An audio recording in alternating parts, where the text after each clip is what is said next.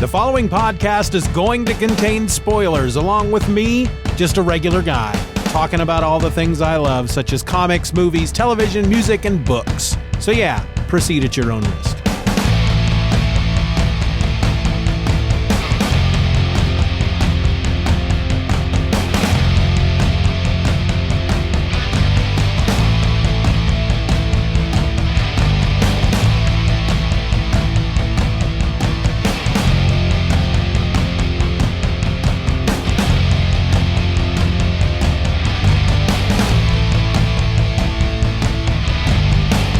Hello and welcome to a very special Thanksgiving episode of Just Another Fanboy. I'm your host, Steven, and tomorrow in America we celebrate Thanksgiving. And the way we celebrate that is just gathering round and eating food and apparently watching football. Big fan of the food, could care less about the football, but there always has to be football on. And apparently, I didn't know this until maybe 2 years ago, but the Dallas Cowboys, they play every Thanksgiving. I think it's the Cowboys. The Cowboys and maybe the Lions. Is that right? I mean, I'm not a sports guy, but imagine being signed to that team. Oh, I got to work on Thanksgiving? Oh, I'm making millions of dollars. Okay, I will work on Thanksgiving. You betcha. So to celebrate Thanksgiving today, I wanted to talk about a Thanksgiving-themed comic book. And this isn't Super Turkey or Mutant Pilgrims in Space. This is an issue of Power Pack. Power Pack number 19 from February of 1986. It's entitled, Guess Who's Coming to Dinner?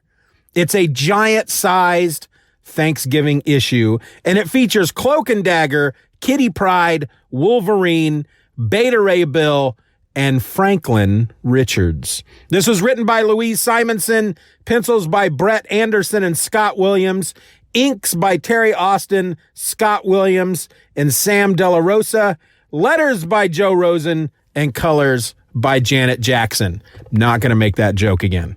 So I read Power Pack back in the day. I would have been reading Power Pack at this time in February of 1986. I would have been reading this issue. And yet I don't really remember this issue at all. And I don't remember a lot of what would have led up to this issue. But basically, if you're not aware of who the Power Pack are, 4 children, their siblings, the Power siblings, and I can't remember their names off the top of my head. I know there's an Alex and a Julie and a Katie, and I don't remember the other boy's name. 2 boys, 2 girls. They acquire superpowers, and they become a superhero team. I'm assuming at some point their parents become aware of this. By reading this issue, I don't feel that their parents are aware that I don't feel by this issue that good Lord, I can't talk. I do not feel, as of the time of this issue, that the parental units understand or are aware that their 4 children are superheroes. But there was some big, I'm assuming they just ended a big storyline. They make reference to some villain by the name of Curse that they helped defeat. But their mom was injured. I don't know if it was because of Curse, but their mother is in the hospital. It's Thanksgiving Day. Their dad is going to be spending Thanksgiving Day at the hospital with their mom. They're not going because I guess mom and dad, they don't want them there because they don't want them to worry. And so they're left home alone. And they're going to cook a Thanksgiving dinner. So when dad comes home, he's going to have some Thanksgiving food. And he lets the oldest child, I think the oldest one is Alex, lets him know that mom's not doing all that great. She now has an infection. They don't know if they can get rid of the infection. Mom's not doing great. Alex, if that's the oldest kid, he's feeling very guilty. There's something about whatever happened, he's blaming himself for it. So he's not happy. None of them are happy. The youngest, little Katie Power, she wants to go see the Thanksgiving Day parade because her mother has always told her that there's something about the parade and the balloons.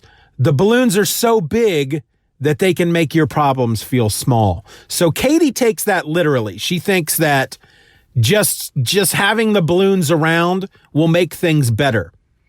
Now, in the meantime, she has invited a bunch of their superhero friends over for Thanksgiving, but she didn't tell any of her brothers and sister. She didn't tell them at all that these people were coming over.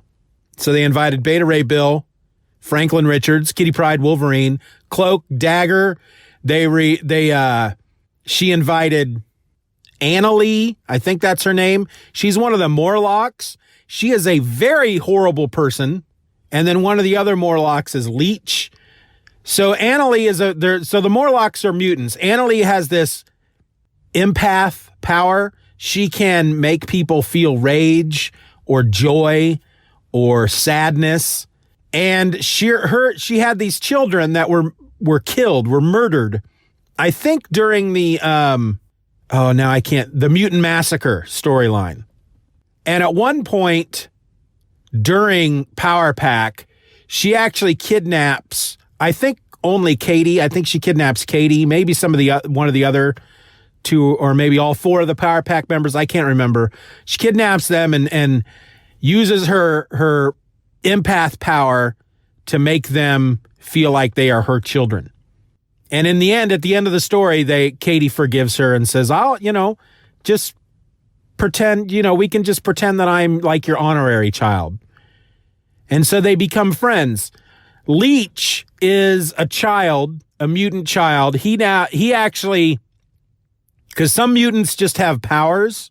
You can't tell from looking at them that they're a mutant. Leech, you can tell when you look at him that he's a mutant because he's green and he looks kind of like a little alien monster dude.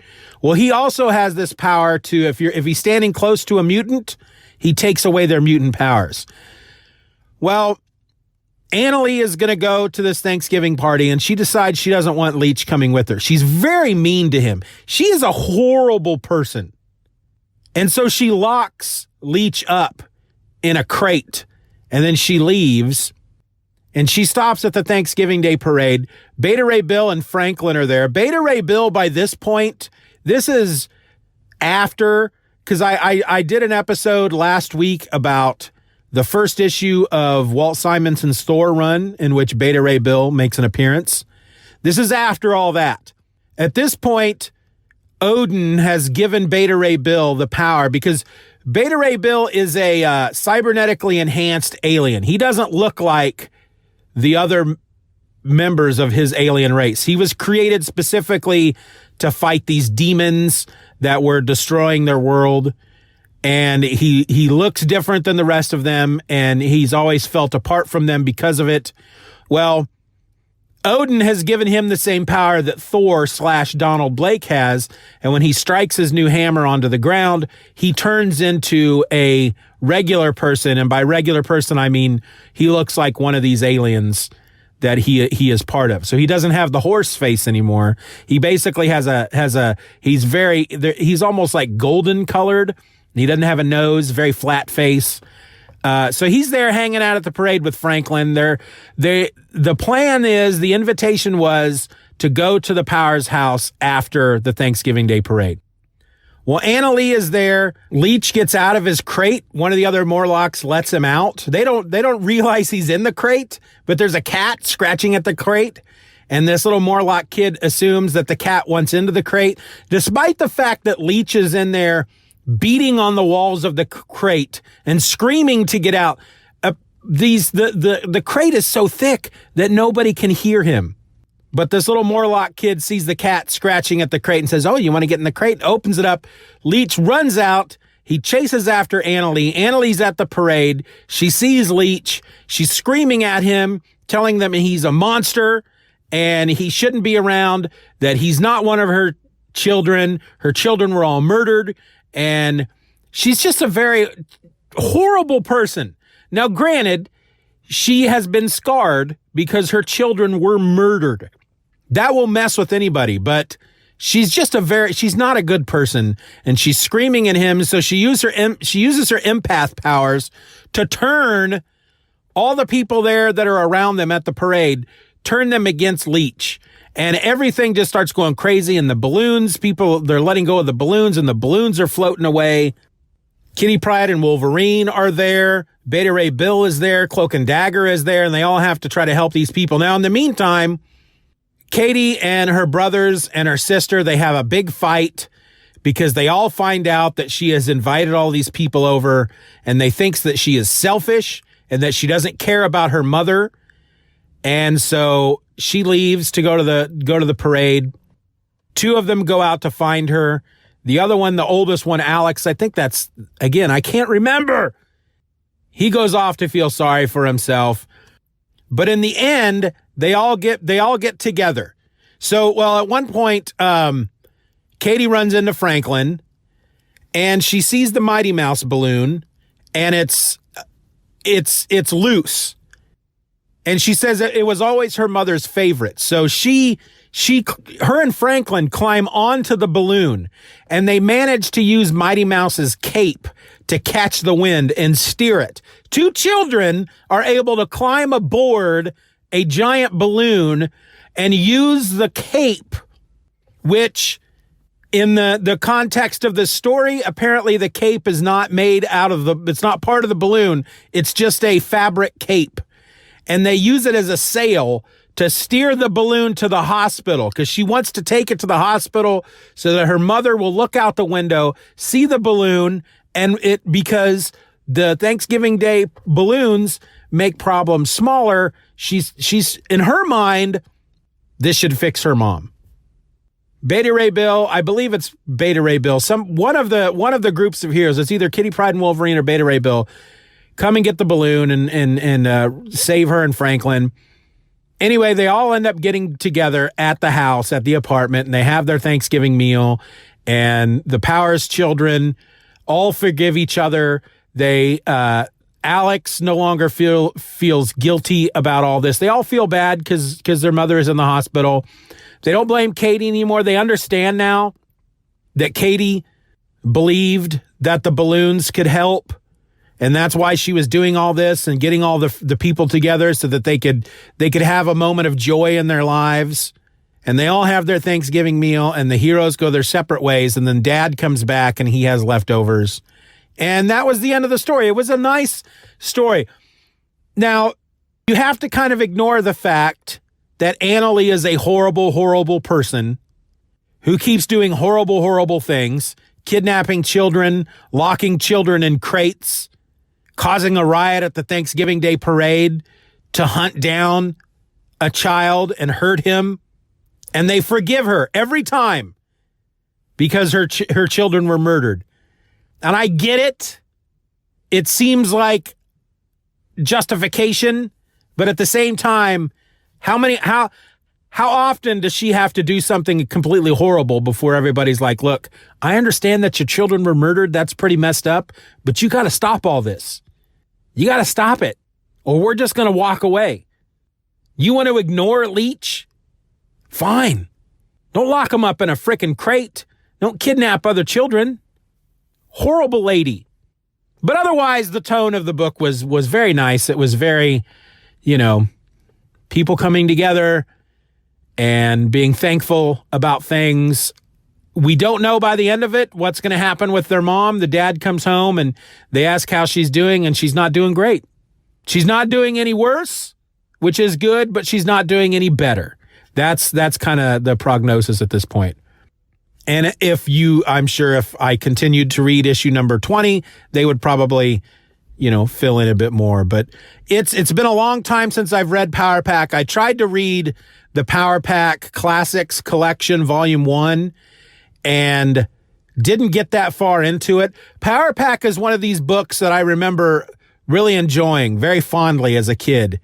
And it's one that I've tried to go back to, and it doesn't hold up as much as some of the others.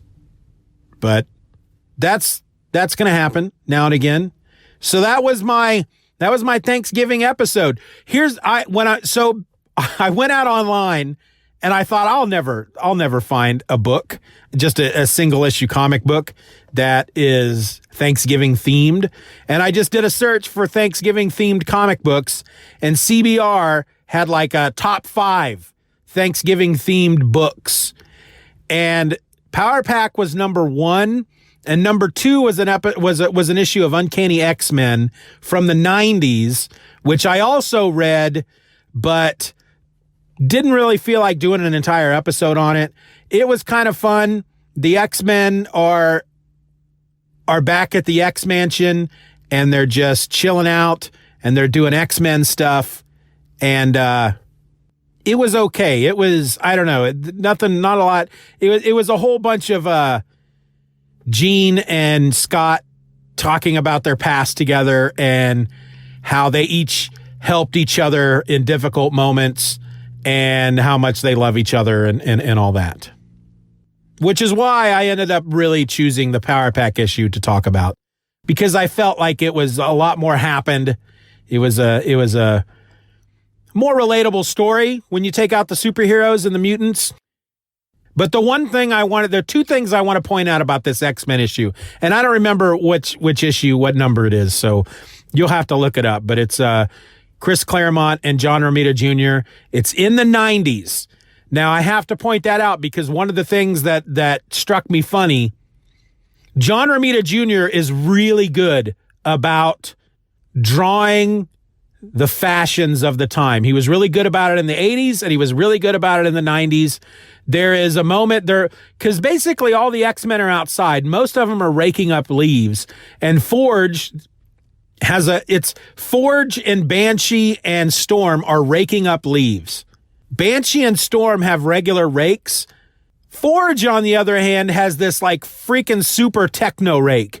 And based on reading the issue, it doesn't really do anything other than just rake leaves. But there's like bits and bobs hanging off of it, and it looks like some futuristic kind of techno cybernetic rake that he obviously created just to rake up leaves. I found that really odd. But at one point, Rogue and Gambit come up, and Bishop is with them, and Rogue and Bishop are both wearing these really puffy jackets. Gambit's wearing a really puffy jacket too. But the great thing about Gambit, he was so 90s. He's got his long hair. He's got a baseball cap backwards. He's got this black and yellow, really puffy jacket. And then he's wearing black and yellow freaking spandex shorts. Oh man. I mean, if that's not 90s, I don't know what is. Rogue and Jean Grey have this just big 90s hair. It's just, John Romita Jr. was just so good about that. So good about bringing you into that era.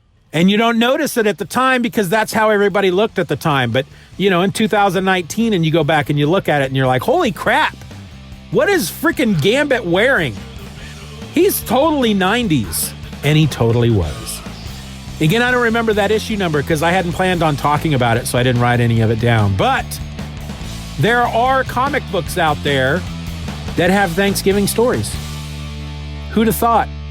Who'd have thought? Happy Thanksgiving, everybody. I'm out. Just Another Fanboy is a presentation of the Stephen or Else podcast. Questions and comments can be directed to feedback@stephenorelse.com. You can support the show for as little as $1 a month at patreon.com/StephenROr and get instant access to the My Other podcast, a weekly show about whatever crawls its way into my tiny little mind just moments before I tap record. You can find me on the World Wide Web at stephenorelse.com or find me on Twitter and Instagram by searching for @StephenOrElse. I also encourage you to subscribe to the show, leave us a 5-star review, and share this episode with a friend. Just Another Fanboy is a proud member of the Comics Podcast Network. You can find that over at comicspodcasts.com. All links will be in the show notes.